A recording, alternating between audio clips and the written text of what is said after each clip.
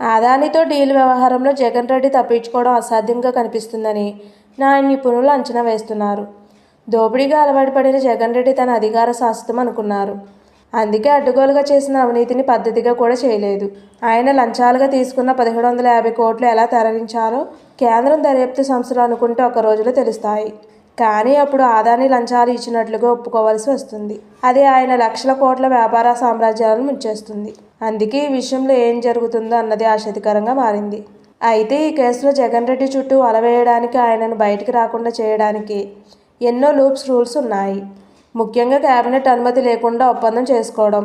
నిజంగానే కేబినెట్ అనుమతి తీసుకోలేదు. కేవలం 2.49 పైసలకు యూనిట్ కొనేందుకు ఒప్పందం చేసుకున్నారు. కానీ అసలు చెల్లించేది ₹5 పైనే.